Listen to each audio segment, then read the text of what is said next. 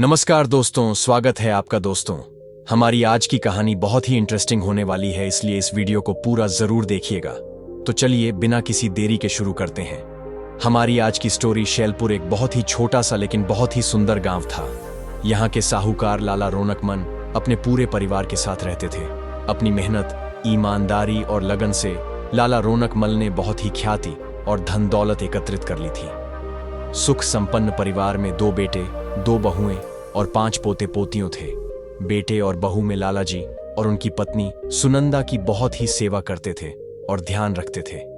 एक दिन अचानक लाला जी का स्वर्गवास हो गया। सब पर मानो दुखों का पहाड़ टूट पड़ा था। लाला जी की पत्नी सुनंदा का तो रो रो कर बुरा हाल था। आखिर लाला जी का क्रियाकर्म करके सबने अपने मन को डांस बताया और जीवन को आगे बढ़ाने लगे। लाला जी की मृत्यु के बाद सब धन दौलत की मालकिन उनकी पत्नी सुनंदा थी। दोनों बेटे और बहू में उनकी बढ़ चढ़कर सेवा करने लगे। उस सेवा के पीछे स्वार्थ को उनकी मां सुनंदा पहचान ना पाए। उन्हें तो बस यही लगता था कि पिता की मृत्यु के बाद सिर्फ मां बची है, शायद इसीलिए इतनी सेवा कर रहे हैं। मगर बढ़ चढ़कर सेवा कर ज्यादा से ज्यादा संपत्ति को हथियाने की मनीषा ही थी। उन दोनों बेटों की एक दिन बेटों की बातों ने अपनी मां को फुसला ही लिया और सेठ जी की पत्नी सुनंदा ने अपनी सारी संपत्ति और धन दौलत दोनों बेटों में बराबर बांट दी। बस फिर क्या था, सब कुछ तो मिल ही चुका था। अब देने को सुनंदा के पास बचा ही क्या था। यह जानकर दोनों बेटे और बहुओं ने मुंह फेर लिया। सेवा करना तो दूर, उनको खाने पीने के भी लाले पड़ गए। कोई उन्हें 2 घूंट पानी तक नहीं देता। अपनी गलती का एहसास होने पर सुनंदा रो पड़ी, मगर अब तो कर भी क्या सकते थे। कुछ महीने ऐसे ही कट गए। एक दिन सुनंदा की छोटी बहन उनसे मिलने आई। उनकी हालत देखकर वह भी अपने आंसुओं रोक ना भाई। कहां तो सब पर राज करने वाली उनकी बहन लाला जी की पत्नी, मगर अब तो उनकी हालत एक भिखारी जैसी हो गई थी। बहन की हर संभव मदद करने का वादा करके वहां से चली गई। कुछ दिन बाद उनकी बहन वापस आई तो उनके हाथों में एक बैग था और वह बैग उन्होंने इस तरह से पकड़ रखा था कि घर के हर सदस्य की नजर उस पर पड़ी और उन्होंने सबके सामने वह बैग ले जाकर अपनी बहन सुनंदा को थमा दिया और बोली, दीदी, जो गहनों की पोटली आपने मेरे पास रखो आई थी, ये वही है। अब आप ही इनका ध्यान रखो।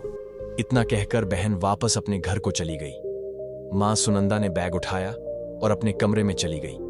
दोनों बेटों और बहुओं ने एक दूसरे की आंखों में आंखें डालकर पूछा, यह बैग कहां से आया? ये तो कोई कीमती गहनों से भरा हुआ है। फिर क्या था, उसमें को हथियाने के चक्कर में सबने दोबारा से माता की सेवा करना शुरू कर दी। दिन रात अपनी मां सुनंदा के लिए वह अच्छे अच्छे पकवान बनाने लगे, फल खिलाने लगे। दिन में 10 बार पूछते, मां कुछ और चाहिए?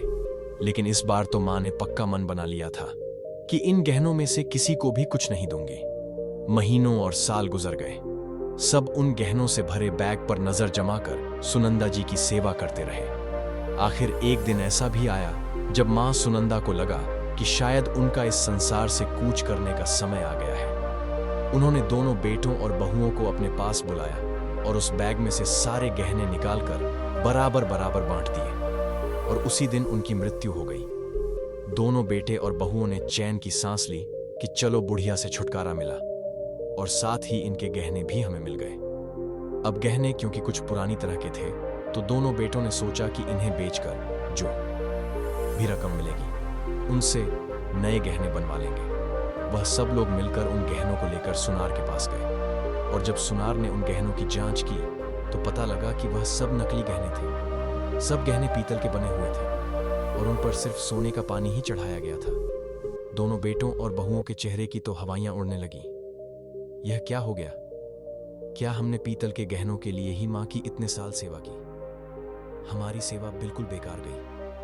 बस फिर क्या था, सबने अपना अपना माथा पकड़ लिया और बैठ गए। असल में हुआ कुछ ऐसा था कि सुनंदा की बहन ने जब उनकी इतनी बुरी हालत देखी तो उन्होंने ही पीतल के गहने बनवाकर सुनंदा को दिए थे और गहनों के लालच में ही सारा परिवार उनकी आखिरी सांस तक उनकी सेवा करता रहा।